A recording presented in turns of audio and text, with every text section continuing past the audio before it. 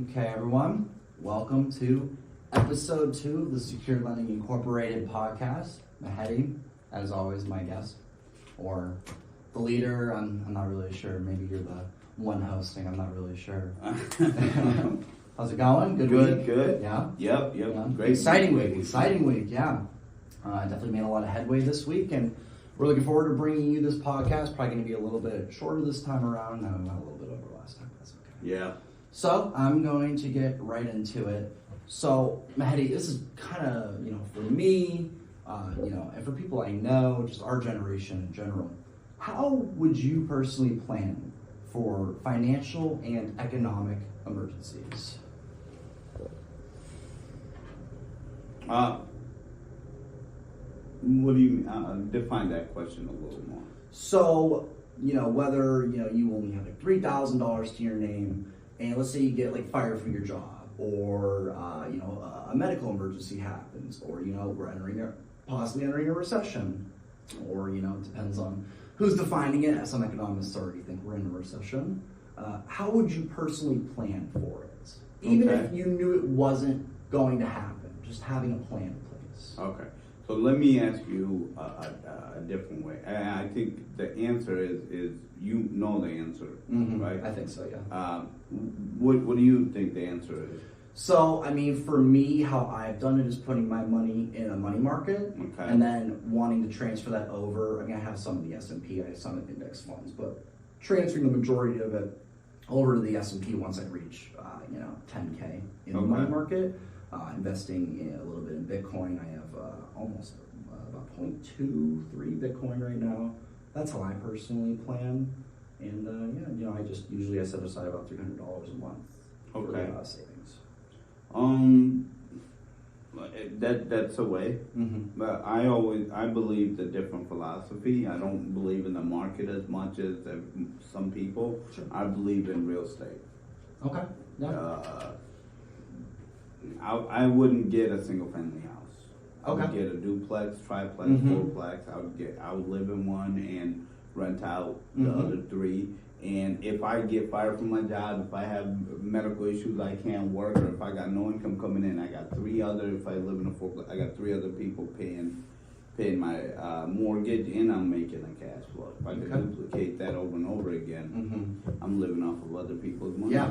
Yeah, and we've talked, because I want to duplex here, probably in August is my personal goal, and I agree. Especially because I'm not sure if I'm going for my PhD or my DBA yet. I'm pretty much accepted into Liberty University for their thank you, I appreciate that, for their DBA program. Same thing as a PhD, pretty much. But my student loans, let's say I don't, my student loans will be coming, and they'll be coming next May if I don't.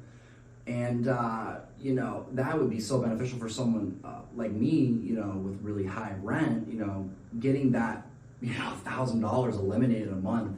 My God, that would change my life forever. Yeah. So I totally agree. I think, we've had long conversations about, this, not just how it benefits me, but just, people in general. So I totally agree with you on that. So that's a good question. I think we'll just move on to our next topic. I think that's a pretty straightforward first question. So I think it'll be the same answer for the second topic, but how would you personally build wealth in 2023? What would you do differently in comparison to how you started to build wealth? You gonna say real estate? No, yes, in real estate, but I would have done it way differently if I was to. So I would have done it differently, where I wouldn't try to do everything myself.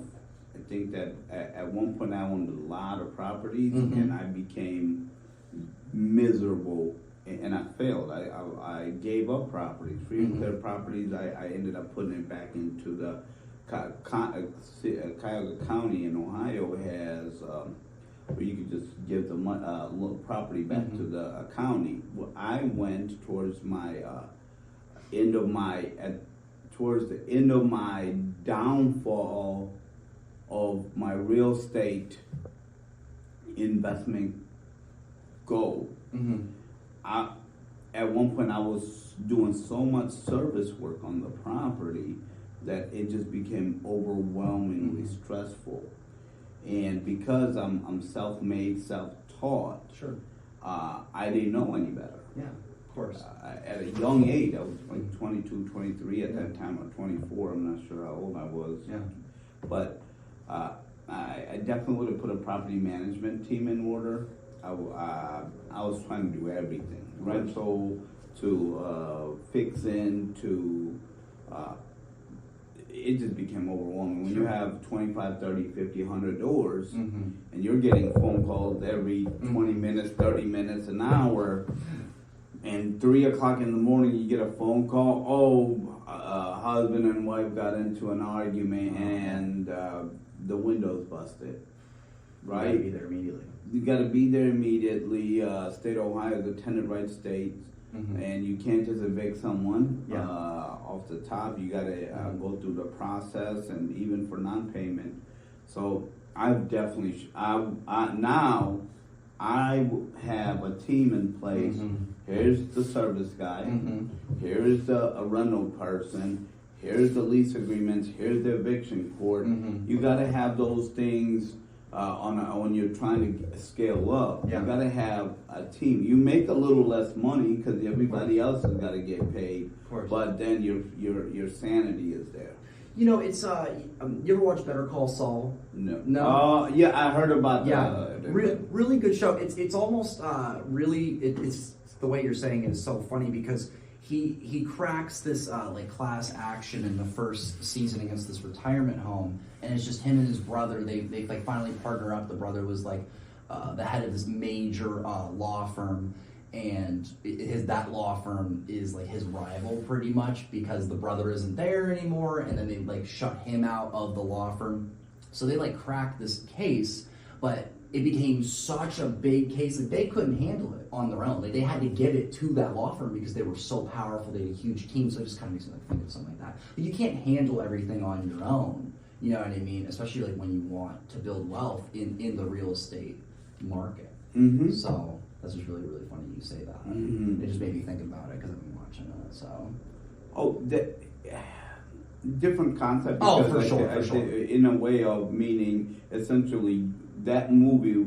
I don't even know what that show represents. A company that does not have adequate funds to carry the case on. Yes. Where we're talking about like having the right people at the beginning, so you can scale up. Yeah, way different absolutely. concept. So I'm going to move on to topic 3. Pretty cut and dry so far on these topics.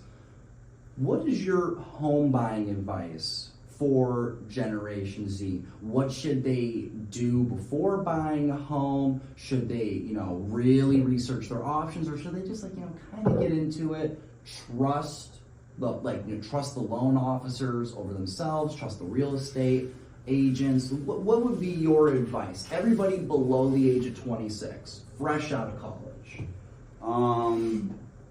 No, let's say everybody above the age of 18. Sure. It doesn't matter college or whatever social status you're in or whatever platform you're in. Essentially, first, always trust but verify. It doesn't matter if it's a loan officer, real estate agent, or insurance agent, because at the end of the day, it's your money, right? Of course. Trust but verify. Doing research yourself really typically leads to a search engine like Google or whatever. But overall, very first thing is money. Of course. So that's what this is all about, is money. Get your money right, meaning talk to the loan people. Yeah. Talk to people like me or loan officers. Yeah. And this, I wouldn't go with the banking institutions. They're not, in the first episode, yeah. Right, they're not, in my opinion, my expert in the industry opinion is in real estate is talk to lending institutes more than banks. Banks are more to protect their portfolio. Their loan officers that are great individuals, but they're on a salary, so they're getting paid regardless. It's all their bottom line. But when you look at people like us, we look at how to make it a reality.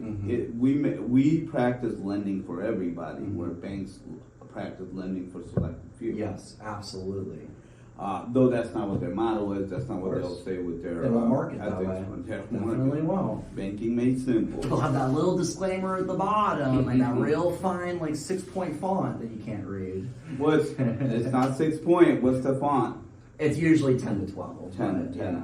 Yeah. Okay, but I would definitely get the money in place. Yeah. Know what your payment's going to be. Put a plan with the money people first. Not your real estate agent, not your financial advisor, not your CPA, not your attorney. The people that give you the money, talk to them and let them figure out what is the best way with you to get their self paid back. Yeah, absolutely. What about the parents? Well, parents are good for definitely advice. Always, we always want to listen to the parents, but it depends. Where you have parents that if they never owned a house, it's kind of hard for them to advise you to buy a house. Yeah. If you got parents that own a house, it's easier for them to advise you on owning a house, making They at least somewhat know the surrounding market. Somewhat. Well, I mean, I think that with technology, your data, like school records to crime records to all of that is more out there than nowadays than when I think my mom would have had access to. Right? Sure. Definitely advice on the house, the financing, meaning everything needs to be transparent. Though there's laws in place to protect homeowners, a lot of laws in place. There's a lot of things that protect them from buying a house that needs work. I always recommend getting a home inspection. If you have nobody, who do you go to? You go to the trusted people. Of course. And are those people, can they be trustworthy? They can't. That's what there's laws in effect to make them trustworthy, to make them held accountable, give you ample enough time so you're not being rushed into a decision. And even when you are at your final stage, you're given enough time to review everything, make sure that that's what they really want. Yeah, absolutely. I'm trying to think of anything that I could add to that. I don't really think I can be, just because I'm still single. I don't have a home. You know what I mean? So like I can't just sit here and say like I would even really have any personal advice for anybody above 18 for buying a home. So it's like that's why I've asked you all of these questions, because I'm an anxious person, and it's tough for me to imagine my future. Obviously, without a home, like I want a home, or I want a duplex.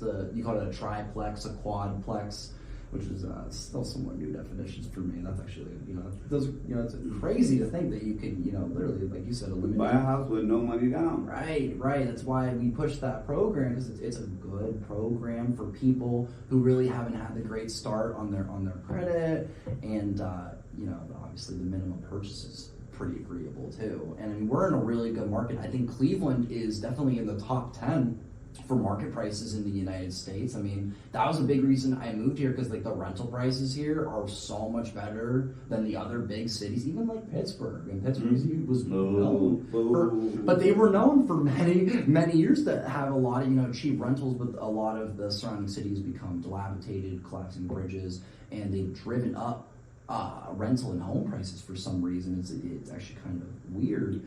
Well, it's supply and demand. If there's enough demand, then price is going to go up. And not enough supplies. Cleveland is the same way. The rental market has increased. So with the housing market. But no matter how you slice it up with the market here, and somebody's paying that mortgage, and that somebody, if it's that somebody's paying that mortgage, meaning you're paying them to pay the mortgage. There's got to be profit made, or it doesn't make sense. This is a little bit off topic, but where would you personally look to like rent out a roommate? Would you go on Craigslist, or where would you go to find Zillow?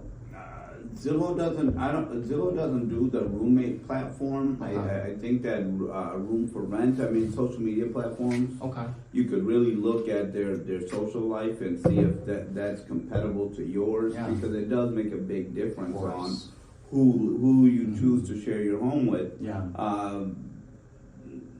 There's websites out there, but one thing I would do is do a background check. Definitely. For sure. That's always recommended. But tenants is what you mean. Renters is Zillow. There's Zillow, Truly, Realtor.com. Truly is owned by Zillow, so it's the same database. Facebook, that's a big platform For the marketplace, yeah. Huge platform for the marketplace. Mm-hmm. And realtors. Yeah. Realtors can list rentals just like they could list properties for sale. But realtors will pre-screen and have your standards and stuff. They'll tell you what's fair market rent in that neighborhood, so you could get the proper amount. And it's not. There's also, you could always do like housing agencies, like Section 8 in the Cleveland market, Ohio market, Ohio, Florida. A lot of it's called Section 8, where you're getting guaranteed rent from the county. County subsidizes your rent. So if you're looking for more of a guaranteed thing, then you want to go after some of the government. There's also like relocation companies that'll look for short-term corporate rentals. There's also there's so many different platforms. VA has a rental platform. Eden is a short-term rental platform. That's a government agency as well. Some people do room for rent instead of the whole apartment. So there's a lot of ways you could slice and dice and get. Third thing is, second thing, roof over your head. Yeah. Clothes on your back. Yeah. Absolutely. This was more for me, guys. Sorry. This is, those are some off the cuff questions. They're actually more not our topics. I guess it's a little bit of a subset of that third topic, but no, definitely, great information. And I think it's super beneficial for, especially for our generation, even, the millennials and the Gen Xers, I mean, if you're having a tough time financially and you can afford, at least somewhat afford, you can afford the FHA purchase, that first time home buyer, like almost anybody can. Well, let's say this, if you don't have any money, okay, and you're barely making it, okay, how do you add a house to that platform, right? Like, okay, I'm barely making money. If you do it right, and it's a tough find, you could essentially today I pre-approved a guy. He rents. He stays with his mother. His debt to income ratio is really high. He's got 2 car notes, and his income doesn't support that. Sure. So what I did was help him find a 4-plex. They're 1 bedroom each, and he's their property's got 1 vacancy, so he's gonna move into 1 empty apartment and has 3 rental incomes coming in, averaging like 1 bedroom, $475 each unit. So now he's getting money from the unit. It pays the mortgage, and on top of that, he's getting monthly income of it ends up being like $400 or $450 extra a month. I forget it. So now you just create an extra stream of income, but it did 2 things. In his case, he lives with his mother and paying rent over there.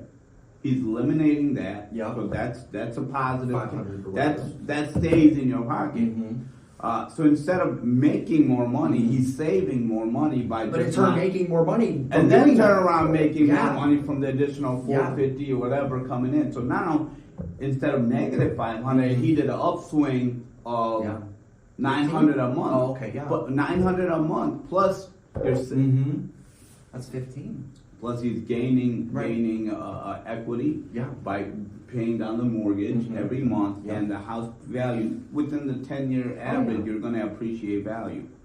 There you go. And that's definitely one of the cheaper prices. Oh my God. And the purchase price is only $130,000. Gee. Right, 1 bedroom, 4 1-bedroom units worked. Holy cow! And imagine, and I'm sure you've done it for people where it's like it's $900 a month. You know what I mean? It could be up to it doesn't matter. It's $2,000, $3,000. There's some very nice ones in Cleveland and Westlake, specifically Westlake. All over the world, all over the country. For sure. I was just talking specifically like around the Cleveland area. Avon, I'm sure you've done some in Avon that are real expensive. Well, I mean, Miami's real estate is very expensive. It's very hard. Just all South Miami, South Florida is what it's called. Period. It's very tough to buy real estate in South Florida. if you're making a $40,000-$50,000 income, you can't own a home because they're so high. So you look at a multi-unit. Yeah. You look at a 4-unit. Yeah, and Florida has, I think they're like third or fourth now in rental prices. That was not the case like 10, 12 years ago even. Like, they're among the highest in the country now. They took the biggest hit when 10 years ago was 2013. Florida's real estate took the biggest hit when the market crashed. It was one of the slowest to recover, but then one of the strongest right now in real estate. Yeah.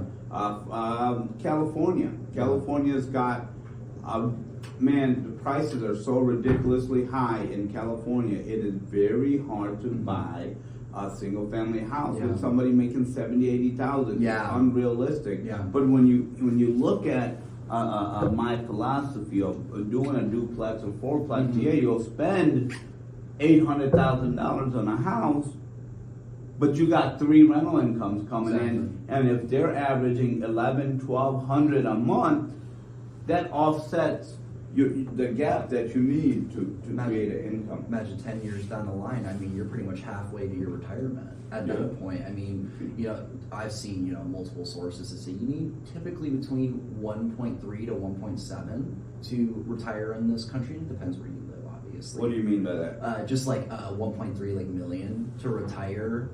As we talked about pensions, being gone, being done away with. But like, if you have 1.3 saved up, I mean, right there, you're almost halfway there after like 10 years.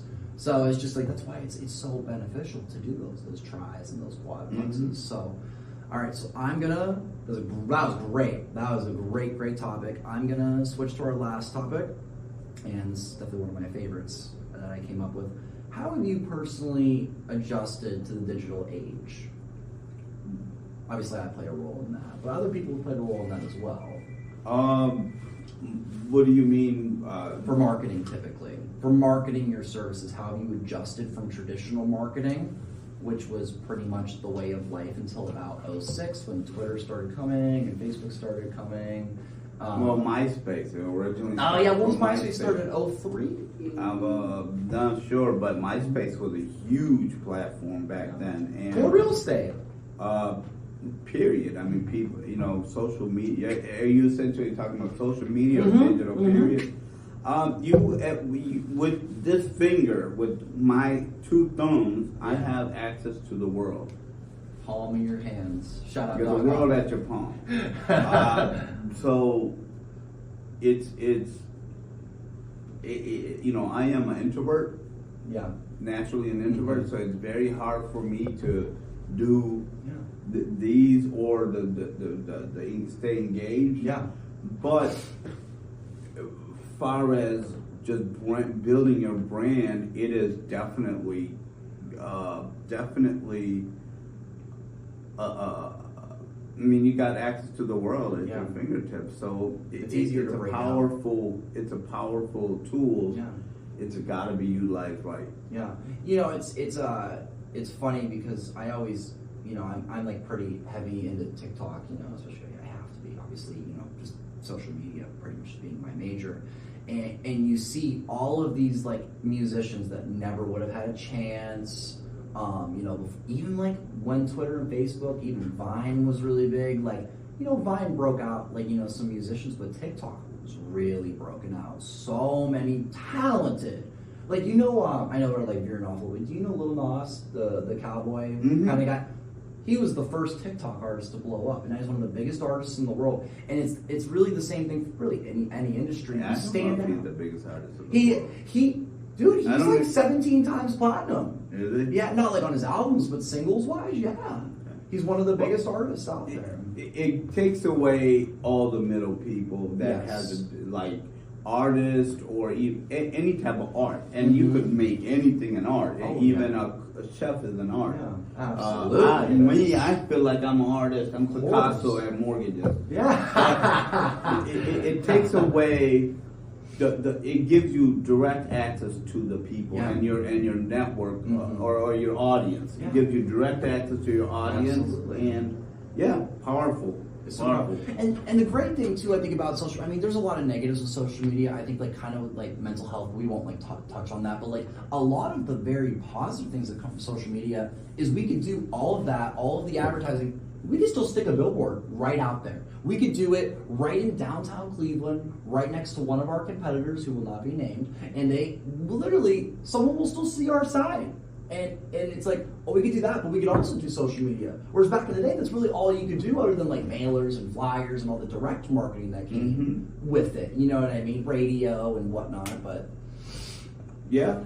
I think all of that digital marketing or digital platform definitely adds another powerful resource, and the data is so astronomical with it that it makes it easier to market through those platforms than a billboard, because with digital platforms or target audience, it makes who you want to brand with. I mean, we have a little difficulty, obviously, because of the special ad category. But regardless, we still reach. You know, we still reach. I mean, I remember when we started our awareness campaign. I mean, the one was like 450,000 people were reached for like $400, $300. That's insanity that many people saw it. Yeah, you know, it's cheaper to market through that platform. 100%. And people, you know, Facebook especially does a thing they call frequency, where they'll show it, you know, multiple times, even just in one ad set, you know, without having to make another ad. Now they'll only usually show it like a few times. They won't show it like 4 or 5 times in a row. You always, you know, have to do a different ad set, you know, a different conversion process. You're losing me here. Yeah, that's why you hired me for the job. But it's so much better than like a billboard. Like we stuck a billboard right out on this like highway in Independence. Like you don't even see it. Well, that's 1.5 seconds. No, that's branding though. Of course, absolutely. That branding piece becomes important too, because that's how you create household name as well. Absolutely. And it just looks professional. When you look at a billboard, you create more trust than when you look at an ad on Facebook, because so much scam. Yeah. So that's why you need combination of traditional and cutting edge, because there is a lot of scam. Heck, I have a problem clicking on certain digital ads because what did I give? Spam, virus, or hack. There's so much crap out there. Yeah, and it's amazing that Facebook will like approve some of these things, because I'll see it too. We all get, you know, ad blasted. You know, it's just kind of the nature of life. I mean, pretty much. So it's definitely like an amazing practice. There's a reason that I went into it, because I think it's so interesting, it's so engaging, it's always adapting. You know, like the metaverse will be coming here in a few years. Like, who knows what that will do for our industry? And literally, like, I don't know if you like know too much about the metaverse, but it's like super funny. When literally we'll be able to like meet with people like in different states. You know, like a pop-up shop. This is what they say. This is what they're saying it's gonna be. It's like you'll like a virtual pop-up shop that like people will literally be able to come to, that you can talk to. Oh wow! Right? Yeah. You didn't know that? I don't think I told you that. Like literally, people will come to your pop-up. It'll be like free. You won't even have to set it up or anything. No price. It's just you'll pay a fee to be, you know, in the metaverse, like an annual fee. But you can just set up a free pop-up shop. You don't need a vendor license. You don't need any of that kind of stuff. And people just can virtually come up, and you can just give them all the information. You can talk to them. Wow! I know that's very cool. It's amazing the things that how it's progressing. It's also a little scary at the same time. How like fast. Even since like 2003. We got self-driving cars. I'm not sure what you're talking about. No, I know. Yeah, I get excited about marketing and you know, how adaptive it is. So I think we'll end the episode right here. Beautiful. Yeah, I want to keep it a little bit shorter. Thank you guys so much for tuning in. We're looking forward to seeing you guys next Monday. Next Monday. Take care, Mehedi. Thanks so much. Yep.